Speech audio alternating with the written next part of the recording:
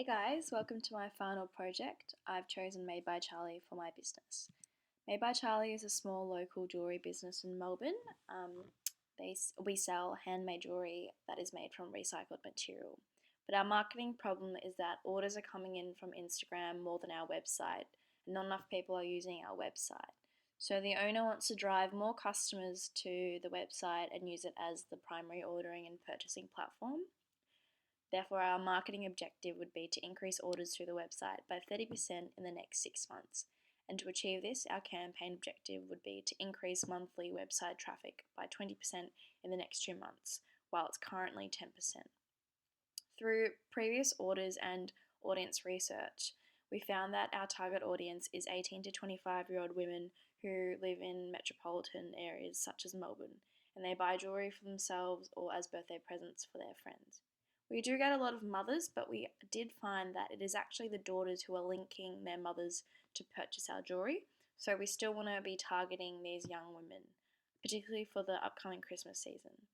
And as a pain point, we found that when people shop for jewellery, particularly in this demographic, they want to make sure it's handmade and sustainable so that they can feel happy and ethical about their purchase.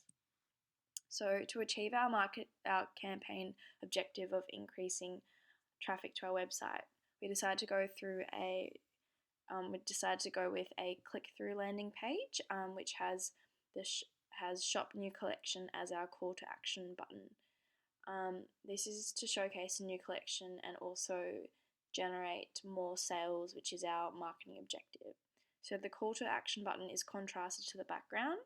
And it should be below the ad copy or the value proposition in this case. Sorry, I was meant to swap it. But yeah, the ad copy should be relevant and appealing to the audience. So we used recycled material as the added benefit. The page is also separated by colour, so it pretty much guides the user down the page, which improves the user experience.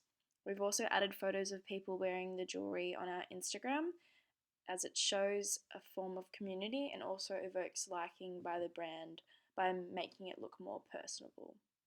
We've also got to make sure that the landing page communicates the same message and value proposition as our ads to ensure consistency. So this will be the aesthetic of it.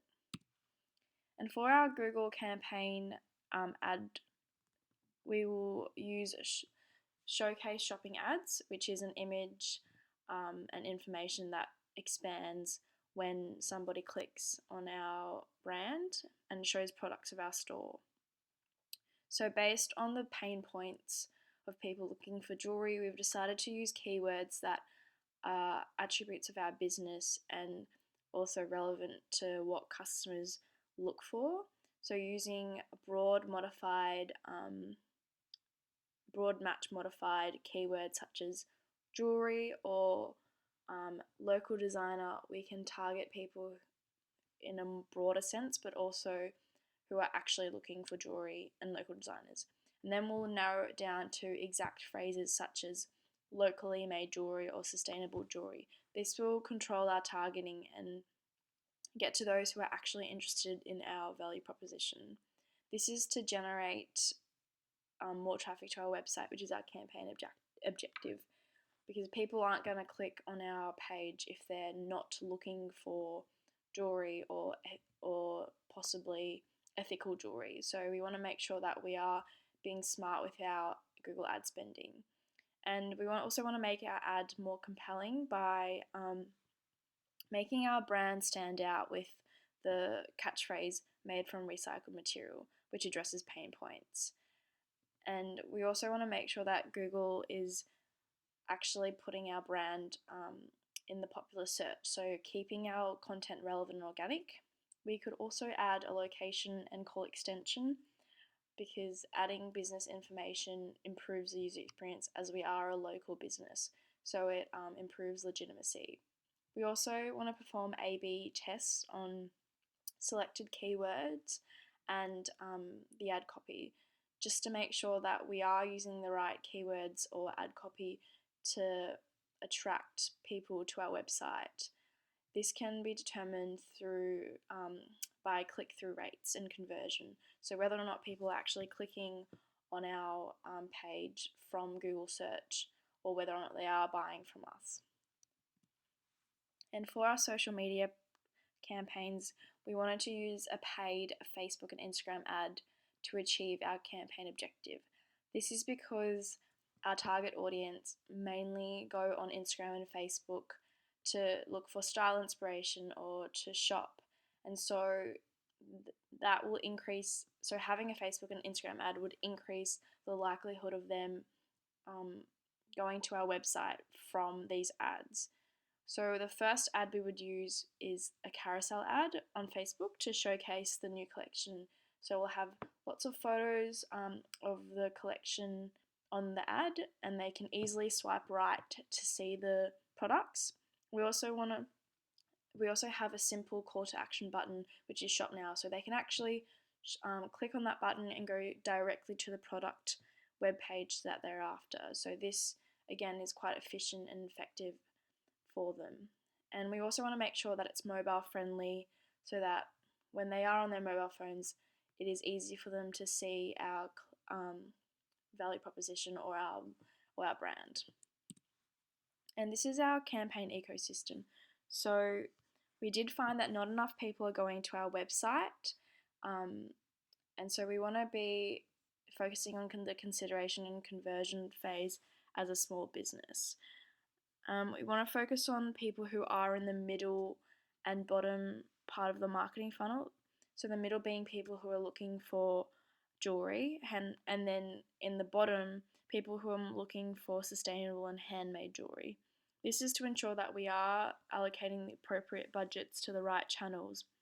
So for example, we might firstly focus on the consideration phase, put funding into Facebook and Instagram ads, and then once we have achieved increased traffic to our website, from that we can put funding in those same channels for the conversion stage, where we actually want to convert people to purchase something.